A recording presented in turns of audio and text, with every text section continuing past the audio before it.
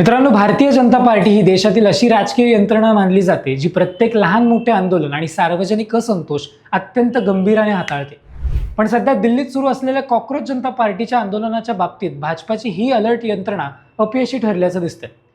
20 जुलैला तरुणांवर झालेला लाठीमार, 21 जुलैला राहुल गांधी आणि प्रियंका गांधीची अटक, सोनम वांगचुक यांचे 24 दिवसांहून अधिक काळ चाललेलं उपोषण आणि केंद्रीय शिक्षण मंत्री धर्मेंद्र प्रधान यांच्या राजीनाम्यासाठी दिल्लीत जमलेल्या लाखोंहून अधिक विद्यार्थ्यांच्या जनसागर, या सगळ्यानंतर आता देशभरात एकच प्रश्न विचारला जात आहे, नेहमी सावध असणाऱ्या भाजपाचा अंदाज कसा चुकला? एक युथ लेवल आंदोलनाला हलक्यात घेण्याची चूक सत्ताधाऱ्यांकडून कशी झाली? आणि आजचं हे विद्यार्थी आंदोलन 2029च्या लोकसभा निवडणुकीत भाजपासाठी धोक्याची घंटा ठरेल का? आज आपण भाजपाच्या राजकीय चुकीची कारणं सोप्या भाषेत समजून घेणार आहोत। नमस्कार, मी रोनक, तुम्ही पाहताय अनफिल्टर्ड महाराष्ट्र। आंदोलनाची सुरुवात जेव्हा कॉकरोच जनता पार्टी या नावाने झाली, तेव्हा भाजपाने हे केवळ सोशल मीडियावरील एक मीम किंवा स्टंट मानले। या नावामागे तरुणांचा संताप आणि परीक्षांमधील घोटाळ्यांमुळे साचलेला तीव्र रोष दडलाय, हे ओळखण्यात सरकार अपयशी ठरले। दुसरीकडे लडाखच्या स्वायत्ततेसाठी आणि शिक्षणातील पारदर्शकतेसाठी लढणारे सोनम वांगचुक जेव्हा आंदोलनात सहभागी झाले, तेव्हाच या आंदोलनाला मोठा बळ मिळाला। पोलिसांनी त्यांना जबरदस्तीने उपोषणावरून उचलले, ज्यामुळे संपूर्ण मध्यमवर्गीय विद्यार्थ्यांच्या बाजूने उभं राहिला। आंदोलक जेव्हा संसद भवनकडे निघाले, तेव्हा त्यांच्याशी चर्चा करून मार्ग काढण्याऐवजी पोलिसांनी लाठीमार केला। विद्यार्थ्यांचे रक्ताने माखलेले फोटो सोशल मीडियावर व्हायरल झाले आणि हे आंदोलन केवळ विद्यार्थ्यांचे न राहता पालकांचे बनले। नीट पेपर लीक घोटाळ्यानंतर सरकारने तातडीने कठोर पावले उचलून शिक्षण मंत्रीवर जबाबदारी निश्चित करायला हवी होती, परंतु सरकारने वेळेवर निर्णय न घेता वेळ काढूपणा केला, ज्यामुळे तरुणांचा संयम सुटला।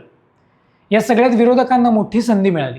भाजपने ज्या प्रकारे आंदोलन दडपण्याचा प्रयत्न केला, त्यातून राहुल गांधी, प्रियंका गांधी, अखिलेश यादव आणि उद्धव ठाकरे यांना थेट रस्त्यावर उतरून तरुणांशी जोडण्याची संधी मिळाली। आता सर्वात महत्त्वाचा प्रश्न म्हणजे की या आंदोलनाचा फटका 2029च्या लोकसभा निवडणुकीत भाजपाला बसणार का? याचं उत्तर समजून घेण्यासाठी आपल्याला काही महत्त्वाचे मुद्दे पाहावे लागतील।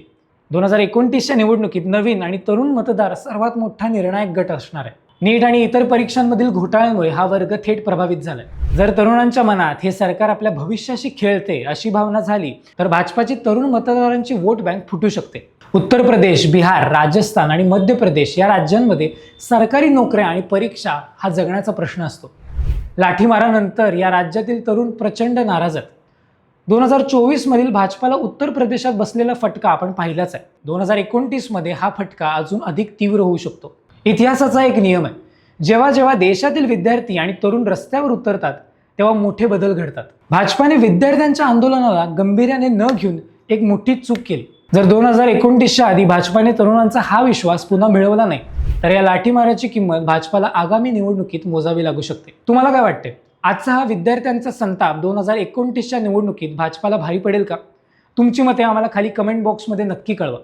हा व्हिडिओ आवडला असेल तर जास्तीत जास्त जणांना शेअर करा आणि चॅनलला सबस्क्राईब करायला विसरू नका। भेटूया पुढच्या व्हिडिओमध्ये। धन्यवाद।